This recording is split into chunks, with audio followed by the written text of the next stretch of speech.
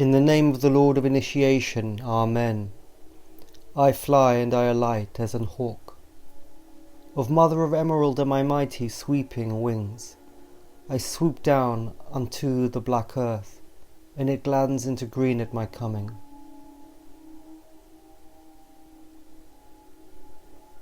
That is the beginning of the Liber Tzaddi by Aleister Crowley. A very, very beautiful text.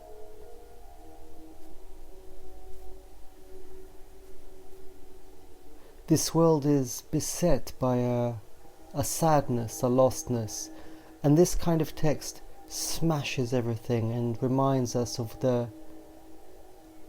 something, of the call of the Spirit. I swoop down upon the black earth, and it gladdens into green at my coming. The earth itself gladdens into green, and new shoots grow again. The hawk has wings of Mother of Emerald, Spring, Yang, the man, and the earth gladdens into green. In the name of the Lord of Initiation, Amen. I'm going to take some sections from this text. I am not come to rebuke you or to enslave you.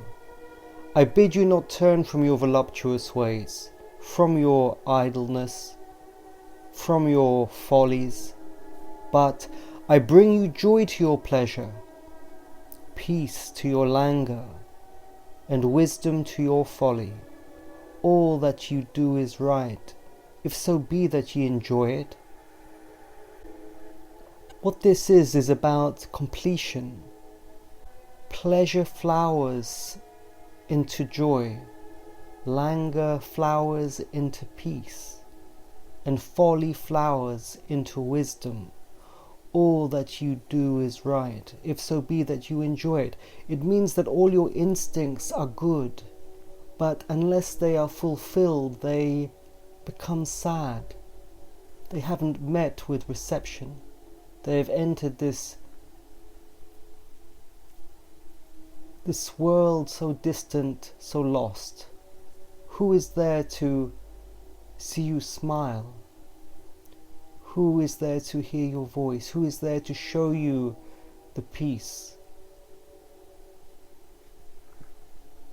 And if there is nobody there to help you, your instincts unfold, then what comes next is repression, suspicion, and betrayal. Of course, it's all ignorance. Everybody is lost. I am come against sorrow, against weariness, against them that seek to enslave you. This week I've seen a few bumblebees. I saw one on the floor, on the pavement in front of me. It was a big one, about an inch long. The first one I'd seen this year. It seemed so tired, perhaps it was at the end of its life. These small creatures don't live so long. And yet it was struggling to walk, to continue. It was struggling to carry the burden on its back. Even in its last moment, this tiny little creature, this tiny particle of God never gave up, never stopped working, never stopped trying, never succumbed to miserable materialism, to a lack of hope. I am come against sorrow, against weariness.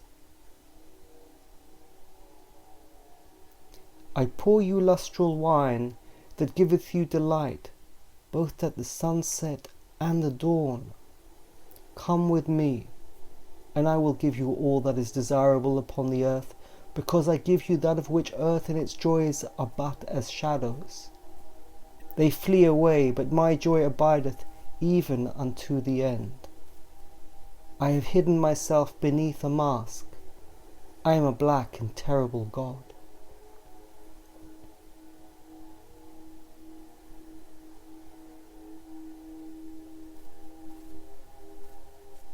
At the sunset and the dawn, the male and female energies of the Earth's atmosphere are united. They are both present. The daylight and the nighttime are both present, and it creates that magical hour, the blue hour. But it's not the colour. There is something in the atmosphere that's very magical, very peaceful, very charged, like a monsoon.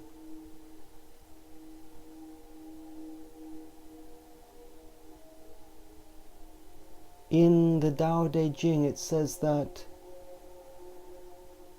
when yin and yang meet each other, they create peace in this outer world, because they create a full circle, a full cycle.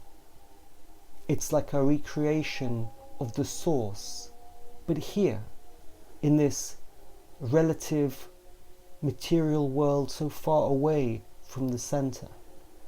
We can still recreate God, but because we are so far away, we create it in fractions, and we put the fractions together and it creates a circle.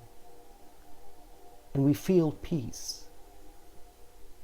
And that's where we live. We live in a place that is far away, but we are just about close enough to be able to hear the sound of the distant horizon.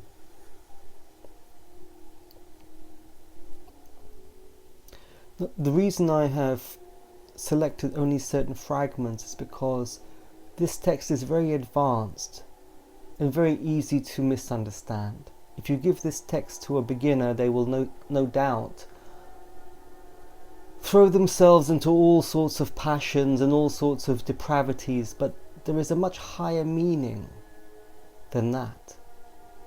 And this section here, including it to demonstrate this point, it says, I ask you to sacrifice nothing at mine altar.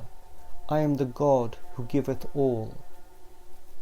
Light, life, love, force, fantasy, fire. These do I bring you, mine hands are full of these. So you may think that you sacrifice nothing and just follow your instinct, but it's not quite that simple. You have to know the current of life. You have to know the golden thread. Only then do you need to sacrifice nothing. But in knowing that, you have sacrificed everything already.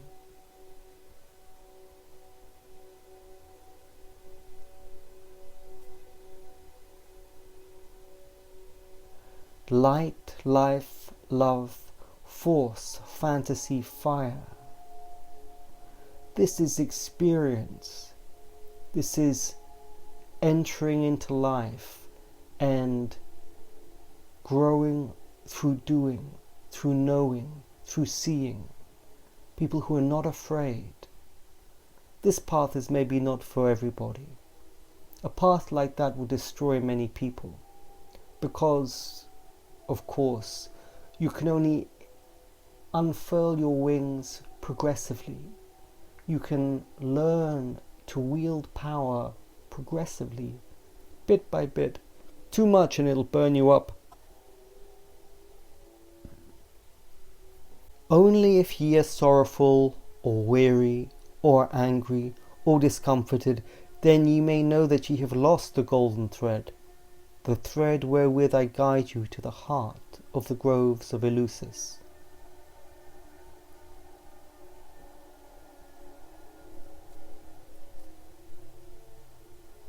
If you yearn for the truth, then you have to yearn for the truth wherever you find it, in every context, certainly in this relative world. Knowing through doing, knowing through participating, engaging. Those people who think that they can enter a high spiritual state by dreaming or by resisting or by being peaceful, how can that work? How can you enter a high state without your own knowledge, gain from the dirt under your fingertips and your weary bones and your joys and your screams? Where will the knowledge come from? Is a high spiritual state a state of ignorance, or is it a state of knowledge? Knowledge can only be gained from the world that is in front of you. Waking up in this world cannot be a mistake, can it? Why would we be here? Have we mastered this earth? Are we so confident that we can do everything? Can we do anything?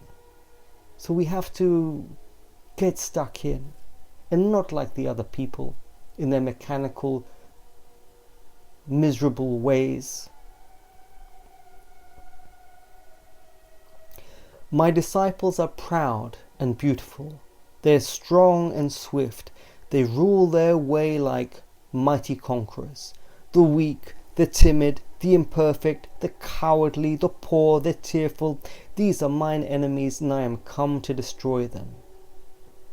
This also is compassion, an end to the sickness of earth, a rooting out of the weeds, a watering of the flowers. O my children, ye are more beautiful than the flowers. Ye must not fade in your season. Well, how in contrast to the agendas of the modern world this is. But this is how the ancients talk. Even in the West, to be strong, to stand up on your own feet, to stand square with your shoulders spread, facing the world. This is how people were. People who had strong families and family photos that they were proud of. They did not want to be disfigured, they wanted to be